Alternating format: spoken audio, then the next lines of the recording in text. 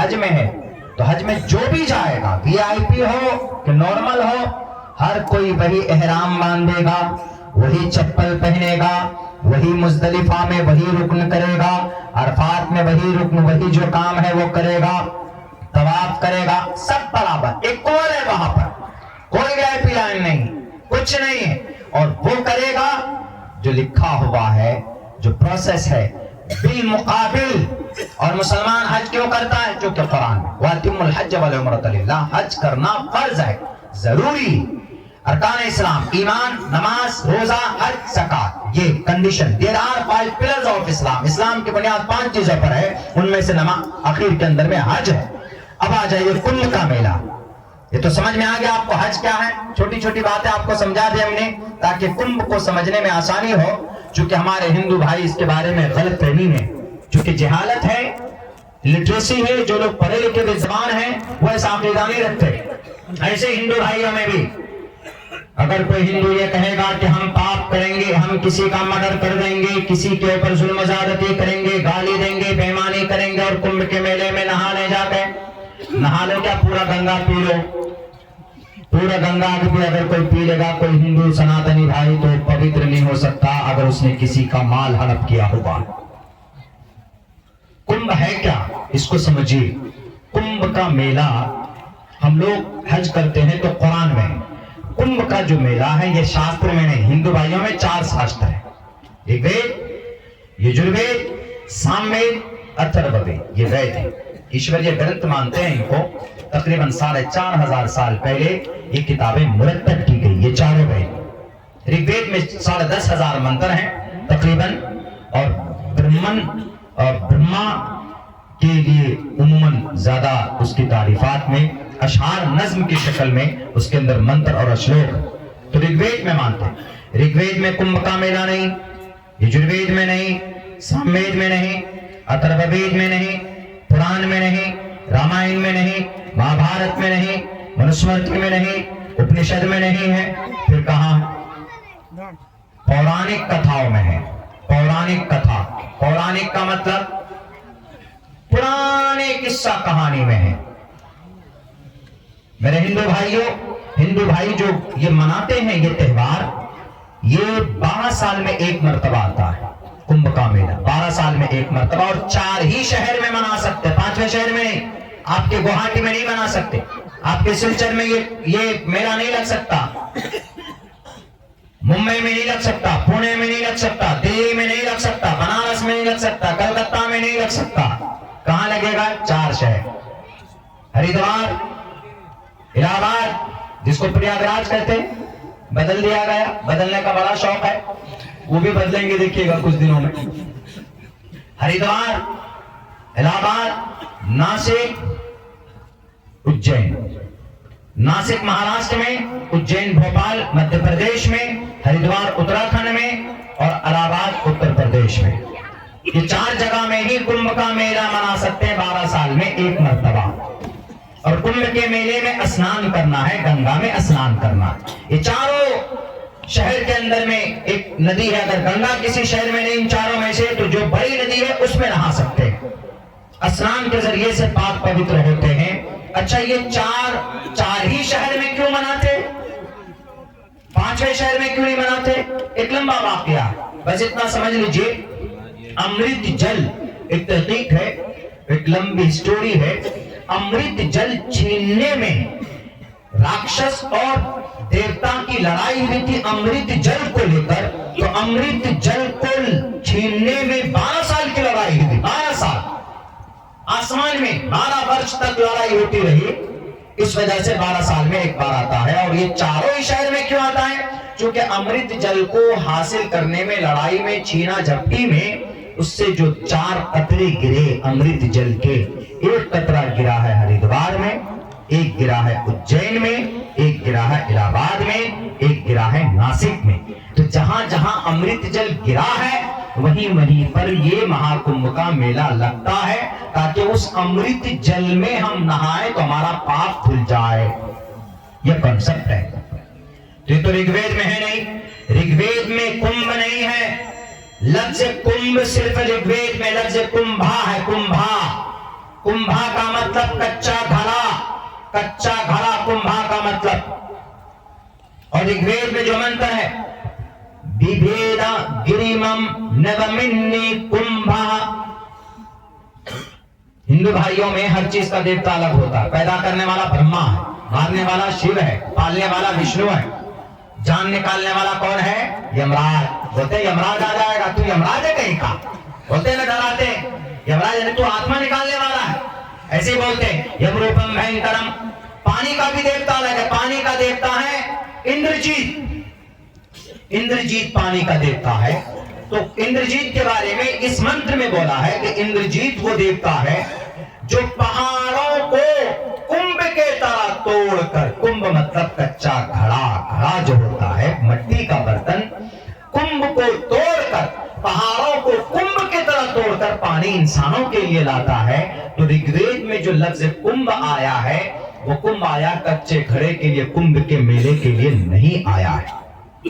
बहरके तो ये कुंभा, ये जो कुंभ का मेला है इसकी वजाहत आपके सामने पेश की गई।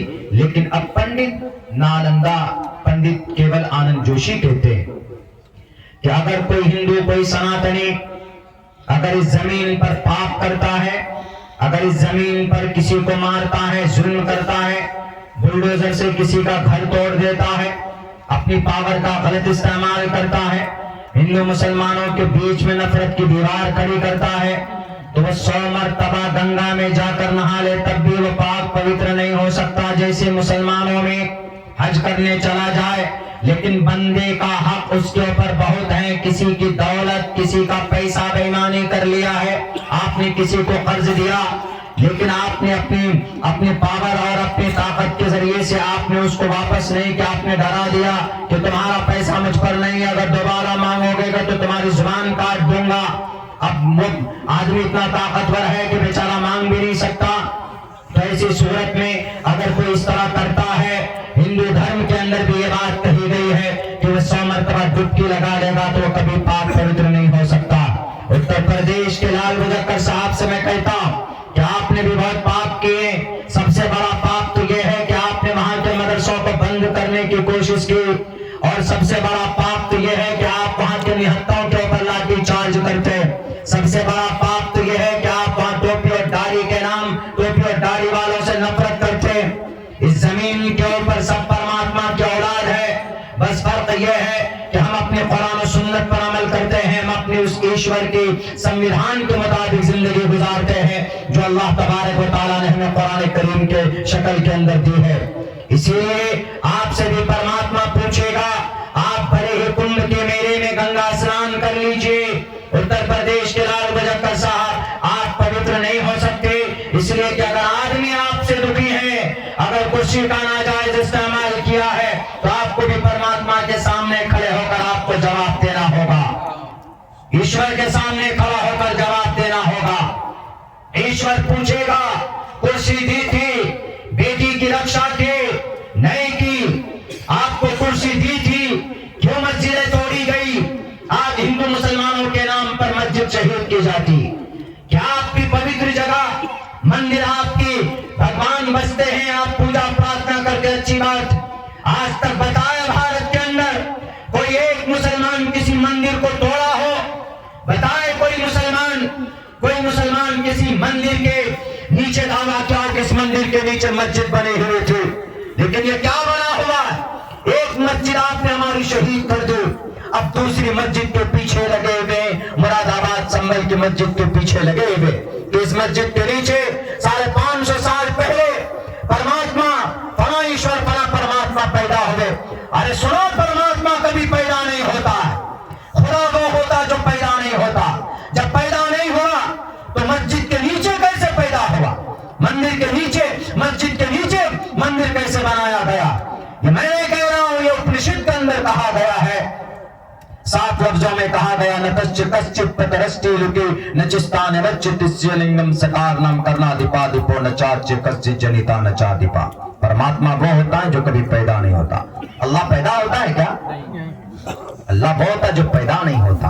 बहरकैफ हम मुसलमान वो हैं जो कुरान اور شریعت کی ان باتوں پر عمل کرنے کی کوشش کرتے ہیں جو باتیں ہمیں قرآن و شریعت کے ذریعے سے ہمیں بتائی جاتی ہے، اس پر ہم عمل کی کوشش کرتے ہیں۔ یہ فرق ہے کس میں؟ کنبھ کے میلے میں اور حج میں۔ حج اللہ کا فرمان ہے، کنبھ کا میلہ قصہ گوئی کے اندر ہے۔ حج کے اندر سب لوگ برابر ہیں، سب۔ کنبھ کے میلے میں سب برابر نہیں ہیں، وہاں وی آئی پی کے لیے الگ لائن ہے، بزنس والوں کے لیے الگ لائن ہے، منتری کے لیے الگ لائن، سی ایم کے لیے الگ لائن، بھید بھاؤ ہے۔ ابھی بھی وہاں پر بھگ کر 100 لوگ مر گئے، 100 لوگ غیر کہ اللہ سب کو ہدایت دے اور پرامن طریقے پر زندگی گزارنے کی توفیق دے۔ میرے مسلمانوں، آپ کے پاس جو شریعت ہے اس سے بہتر نظام دنیا کے اندر کہیں نہیں۔ آپ کے پاس جو کتاب ہے اس سے بابرکت کلام اللہ نے آج تک اتارا ہی نہیں۔ اس لیے ضرورت ہے کہ اپنے بچوں کو اس کی تعلیم دیجیے۔ ضرورت ہے، آپ چاہتے ہو کہ آپ کا سماج اور ترقی کرے، دنیاوی اعتبار سے تو الحمدللہ آپ کی بستی بہت خوشحال ہے، بہت اچھی حالت پہ لوگ ہیں، لیکن دنیاوی اعتبار سے بھی ان سے اور زیادہ خوشحال ہوں تو اس کے لیے ایک ہی راستہ ہے تعلیم کا۔ جیسے یہ مدرسہ ہے، مدرسۃ البنات ہے، بچیاں پڑھتی ہیں۔ مدرسے لڑکوں کے لیے بھی ضروری ہے، لڑکیوں کے لیے بھی ضروری ہے۔ لڑکوں کو بھی تعلیم دینا ضروری ہے، لڑکیوں کی بھی تعلیم دینا ضروری ہے، کیونکہ اما عائشہ صدیقہ رضی اللہ تعالی عنہا حافظہ تھی، حافظ قرآن تھی۔ حضرت حفصہ، حضرت ام سلمہ حافظہ تھی، حافظ قرآن تھی۔ اپنی بیٹیوں کو بھی تعلیم دیجیے، اس لیے کہ تعلیم یافتہ بیٹی ہی اچھی بیوی بن سکتی ہے اور اچھی ماں بن سکتی ہے۔ جو سماج میں بیٹیاں پڑھی لکھی نہیں ہوں گی وہ اپنے شوہر کا حق بھی ادا نہیں کر سکتی ہے ڈھنگ سے۔ اپنے بچوں کو، بچیوں کو تعلیم دیجیے، بچوں کو بھی اور بچیوں کو بھی۔ کوشش کیجیے ان کو عالمہ بنائیں، کوشش کیجیے ان کو حدیث کی تعلیم دیں، کوشش کیجیے ان کی صحیح تربیت ہو۔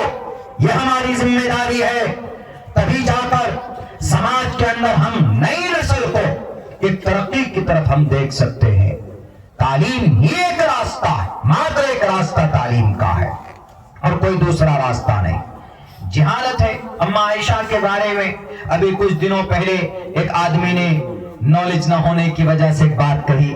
علماء بیٹھے ہیں، زیادہ وضاحت کے ساتھ تو یہ بتا سکتے ہیں اما عائشہ کے بارے میں بھی کیا افواہ ہوا تھا پتہ ہے؟ اما عائشہ کون ہے؟ اللہ کے نبی علیہ الصلوۃ والسلام کی پیاری بیوی، ازواج مطہرات میں سے، امہات المؤمنین وازواجہ امہاتہم۔ اللہ کے نبی کی جتنی بھی بیویاں ہیں، 11 بیویاں ہیں، تو وہ سب کی سب بیویاں ان کی اہلیہ امت کی مائیں ہیں، ہمارے اور آپ کی مائیں ہیں۔ ازواج مطہرات ان کو بولتے، امہات المؤمنین ان کو ہم بولتے۔ ان میں سے اما عائشہ سب سے زیادہ شارپ مائنڈڈ، سب سے زیادہ جانکار اما عائشہ۔ لیکن اما عائشہ کے بارے میں ابھی ایک گرو جی نے بڑا غلط بولا۔ کیا کہا کہ ارے تمہارے نبی کو تم لوگ کیسے گرو مانتے ہو؟ کیا ہوا جی، کیوں نہیں مان سکتے؟ اس لیے نہیں مان سکتے چونکہ تمہارے نبی 50 سال کی عمر میں عائشہ بیوی سے چھوٹی تھی، جب وہ 9 سال کی عمر میں بیوی بنا کر لے کر آئے، تو ایک 50 سال کا ایجڈ آدمی ایک 9 سال کی چھوٹی گڑیا کو کیسے بیوی بنا سکتے ہیں؟ سوال تو ٹھیک ہے ان کا۔ آج کے زمانے میں یہ سوال اگر کوئی کرے تو آپ سوچ سکتے ہو کہ ارے ہاں یار یہ تو نہیں ہونا چاہیے نا، اس لیے کہ 50 سال کی عمر کا آدمی اور یہاں ایک لڑکی ہے جن کی عمر 9 سال ہے۔ یہ کلیریفیکیشن کیسے ہوگی؟ پتا ہے یہ بیماری کیسے دور ہوگی؟ یہ غلط فہمی کیسے دور ہوگی؟ نالج، گیان۔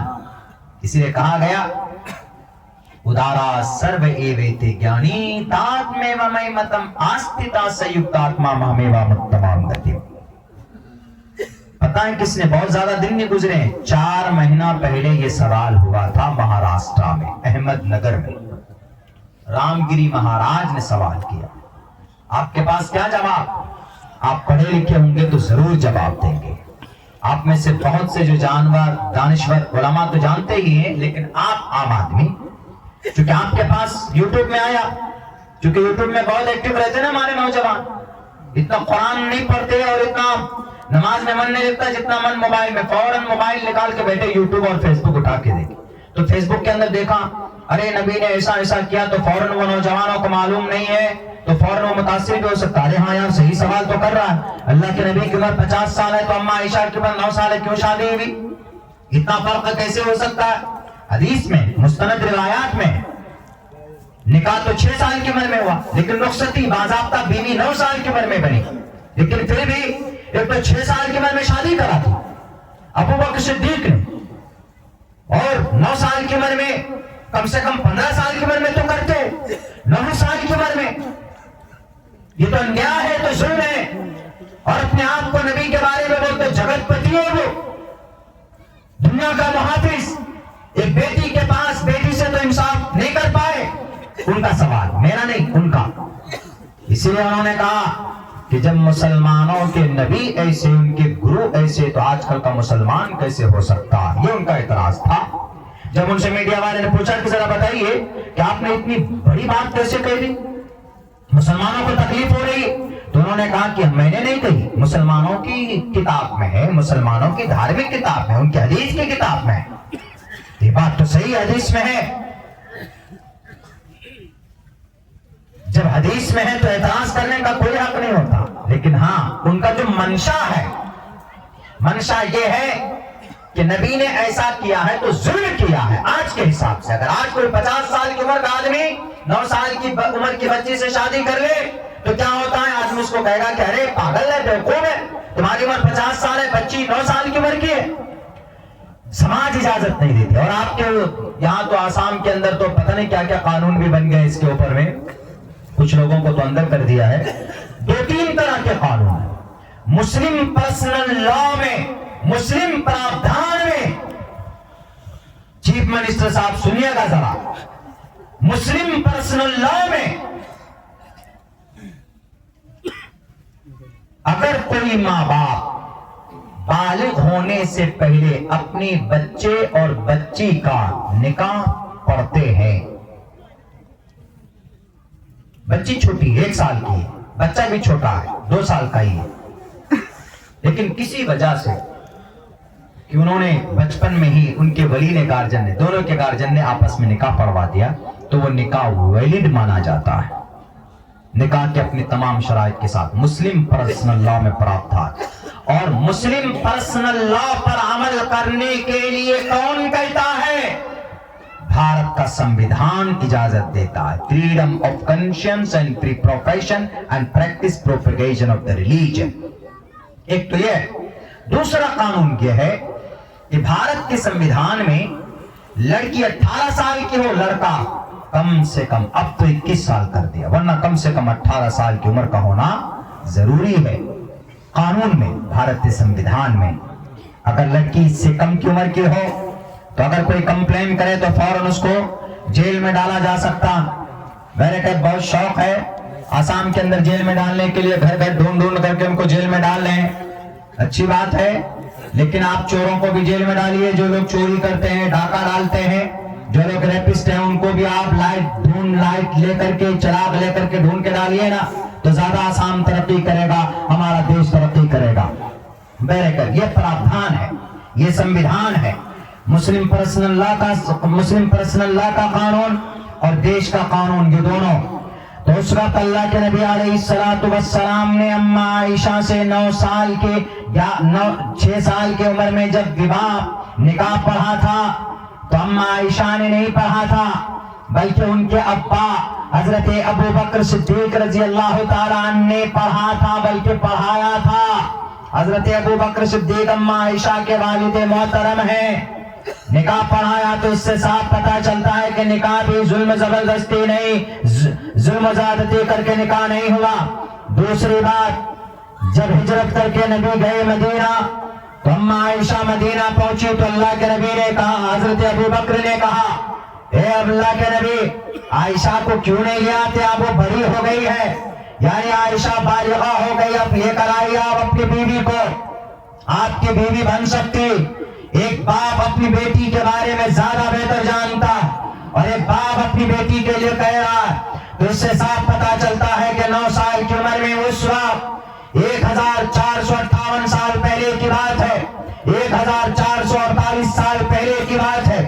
उस वक्त का आबो हवा, उस वक्त का मौसम, उस वक्त के क्लाइमेट और उस वक्त की फिजा, उस वक्त की जोग्राफियाई कल्चर, और उस वक्त अरब चूंकि गलत कंट्री है, वहां पर गर्मी होती, रेतीली और पथरीले इलाके, गर्म आबो हवा, गर्म कंट्री में, गर्म मुल्क में, गर्म इलाके में बच्चे अगर 9 साल की उम्र के भी हो तो बच्चे बड़े दिखते हैं, वो बच्चे बालिग हो जाते। उस आबो हवा के हिसाब से, उस माहौल के हिसाब से 1450 साल पहले अम्मा आयशा 9 साल की उम्र में बालिगा हो गई थी, चूंकि और भी बच्चे हो जाया करते थे उस वक्त के कल्चर के हिसाब से। जैसे आप ये चीन या खुद मणिपुर करीब है, मणिपुर के लोगों को देखेंगे आप, वो उनकी शक्लें अल्लाह ने ऐसी बनाई है। चाइना के आदमी को ले लीजिए, अगर वो 40-50 साल का बूढ़ा भी है, 60 साल का बूढ़ा, लेकिन कभी कभी दिखने में ऐसा लगता है कि ये 30 साल का हट्टा कट्टा नौजवान है। क्यों? क्योंकि वहां की आबोहवा वैसा है। आप उत्तर प्रदेश चले जाएं, पंजाब चले जाएं, लोग गोरे चिट्टे मिलेंगे, सिख लोग जितने भी सरदार लोग पगड़ी वाले। क्यों? क्योंकि आबोहवा वैसा है। आप यहीं पर केरला चले जाएं, सबका सब काला मिलेगा आपको। क्यों? अल्लाह केरला वाले से नाराज है कि तुमको हम गोरा बनाकर नहीं भेजेंगे, तुमको काला बनाकर भेजेंगे, नहीं, बल्कि ये डिपेंड करता है आबो हवा पे, ये डिपेंड करता है मौसम पे, ये डिपेंड करता है वहां के क्लाइमेट के हिसाब से। ये अल्लाह तबारक व तआला ने निजाम बना दिया। हबशे के लोग, वेस्ट इंडीज के लोग लंबे और काले क्यों होते? क्योंकि वहां के क्लाइमेट वैसा है, इसीलिए कोई कंप्लेन नहीं किया जा सकता। इसीलिए अल्लाह के नबी अलैहिस्सलाम ने 9 साल की उम्र में अम्मा आयशा से शादी की है, तो इसके ऊपर पेट में दर्द नहीं होना चाहिए, चूंकि अम्मा आयशा बालिगा थी। अगर वो आदमी गुरु कहता है कि मुसलमानों तुम्हारे कुरान, तुम्हारी हदीस की किताब में, हदीस को छोड़ो, एक तरफ रखो, आप जिस किताब को पढ़ते हो उनकी उस किताब के अंदर भी 7 साल की बच्ची से एक 21 साल का यंग लड़का शादी कर सकता है। कौन सी किताब पर उनका विश्वास है? कौन सी किताब पर उनका आस्था और अकीदा है? कौन सी किताब को वो बड़ी मानता है? महाभारत को ना, तो महाभारत में लिखा त्रिशदशो दशवर्षा भार्गविंदेन नगरिकाम एकविंशति वर्षा वा सप्रा वर्षा वाप्नुयात्। त्रिशदशो 30 बरस का उम्र, 10 वर्षा 10 बरस की लड़की से नगरिकाम विवाह कर सकता। सही, एकविंशति वर्षा 21 बरस का यंग लड़का, वा सप्रा वर्षा वाप्नुयात् 7 बरस की मासूम बच्ची से विवाह कर सकता है। यानी 21 बरस का लड़का भी 7 बरस की लड़की से विवाह कर सकता। कहां पर लिखा? 30 बरस का लड़का, 10 बरस की लड़की, 21 बरस का लड़का 7 बरस की लड़की से भी विवाह कर सकता है। कहां लिखा? महाभारत में। जब महाभारत में लिखने इजाजत है शादी की, जो 3100 साल पहले ये किताब लिखी गई, तो अल्लाह के नबी की हदीस में अगर 50 साल की उम्र में 9 साल की उम्र में अम्मा आयशा को बीवी बनाया, तो महाभारत के हिसाब से गलत नहीं किया अल्लाह के नबी ने। यह है तहकीक और यह है नॉलेज। अगर उनको नॉलेज होती तो वह इतराज करता नहीं करता। और कौन है अम्मा आयशा? ऐसे ही अम्मा आयशा वो है जिनकी पवित्रता को बयान करने के लिए जब उन पर आरोप लगे थे, जब उन पर इल्जाम लगे थे, अम्मा आयशा के वालिद, उनकी मां, आपके शौहर मोहम्मद रसूलुल्लाह, आपके पड़ोसी अबू हजरत उमर, हजरत उस्मान, अली, एक तरफ सहाबा की कई किबार सहाबा इकराम, बल्कि अल्लाह के नबी को ये मशवरा दे रहे थे, अल्लाह के नबी आप छोड़िए, अगर आयशा ऐसी है तो आपके लिए और हम दूसरा इंतजाम कर देते हैं, आप छोड़ दीजिए अगर उनसे गलती या खता होगी। बल्कि अल्लाह के नबी भी परेशान हो गए। एक मौके पर अल्लाह के नबी ने कहा कि आयशा अगर तुमसे गलती हुई है तो तुम तौबा करो, इस्तिग़फ़ार कर लो, अगर गुनाह हुआ है तो तुम गुनाह की माफी मांगो, अल्लाह गफूर रहीम है, अल्लाह माफ कर देगा। अम्मा आयशा जानती, अम्मा आयशा पाक है, पवित्र है, पूरे शहर के अंदर में एकदम सन्नाटा छाया हुआ है। लेकिन अम्मा आयशा की तुहमत को इस जमीन पर अगर कोई उसको अलग करता है, अगर उसको उस गलतफहमी को दूर करता है, उसकी पवित्रता को बयान करने के लिए अल्लाह तबारक व तआला ने आसमान से जमीन पर 16 से 17 आयतें नाजिल फरमाता है। वो है अम्मा आयशा। हजरत अबू हुरैरा ने सबसे ज्यादा हदीसें रिवायत की अल्लाह के नबी से, लेकिन हजरत अम्मा आयशा सिद्दीका रजी अल्लाह ताला अन्हा हजरत अबू हुरैरा के बाद सबसे ज्यादा मरवियात अगर किसी के उलमा बैठे, अगर अब्दुल्ला झूठ बोलता है तो मेरी जुबान काट लीजिएगा। अम्मा आयशा ने 2210 हदीसें रिवायत की, यानी सबसे पहले नंबर पर अबू बकर हजरत अबू हुरैरा, दूसरे नंबर पर अम्मा आयशा। उनमें से 300 पौने 300 हदीस तो बुखारी और मुस्लिम के अंदर। वो अम्मा आयशा, क्या अम्मा आयशा की बरकत की वजह से तयम्मुम जैसा मुबारक मसला इस कौम को मिला है। वो अम्मा आयशा गलत फहमी, गलत बात करते मेरे खैर। तो ये गलत फहमी कहां से पैदा होती है? ये गलत फहमी पैदा होती है जिहालत की वजह से, इलिटरेसी की वजह से, जानकारी नहीं है। बताइए महाभारत में वो बात लिखी है कि जो हदीस में, हदीस तो भी से है 1400 साल पहले से, 1450 साल पहले से, महाभारत तो 3000 साल पहले से उनके हिसाब से, तो वहां पर भी लिखा हुआ, वहां पर भी लिखा हुआ है कि भाई कम उम्र का लड़का ये लड़की से विवाह किया जा सकता, और ये कोई मसला ही नहीं। लेकिन मेरे मुसलमानों, मेरे भाइयों, मेरे साथियों, आज समस्या ये है कि हम मुसलमान चूंकि अपनी शरीयत से दूर होते चले जा रहे हैं, हमारा अमल कमजोर होता चला जा रहा है, जिसकी बुनियाद पर अल्लाह तबारक व ताला की तरफ से कोई नुसरत, कोई मदद नहीं आ रही, और हम जलील ख्वार होते चले जा रहे हैं। अल्लाह की मदद के लिए दो चीज जरूरी, एक क्या? यकीन, यानी ईमान मजबूत अल्लाह की जात पर। दूसरा क्या? अमल। दूसरा अमल, यकीन और अमल। अगर ये दोनों चीज बेहतर है तो अल्लाह आज भी मदद कर सकता है। इसको थोड़ा साइलेंट कर दीजिए हजरत। अल्लाह आज भी मदद भेज सकता है। ये दो चीज, ईमान को और मजबूत ईमान, हमारे और आपके साथ दुलपुसरा ईमान नहीं, और अमल सालेह, ये दो चीज हो तो अल्लाह की मदद आज भी हो सकती है ना। हुई कि नहीं हुई नहीं मालूम, बताता हूं। 466 दिन हो गए किसको? इसराइल को हमला करते हुए। किस पर? गजा पट्टी पर। गजा पट्टी यानी सरजमीन अंबिया, जहां पर मस्जिद अक्सा। 466 दिन के बाद अब जंग बंद हुई।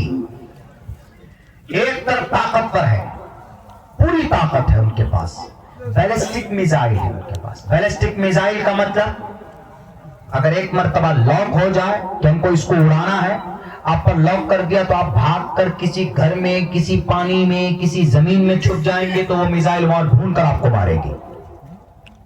आयरन डोम डिफेंस सिस्टम, यानी आप वहां पर कोई बम बरसाएंगे, बम फेंकेंगे तो वो आयरन डोम उस बम को गिरने नहीं देता।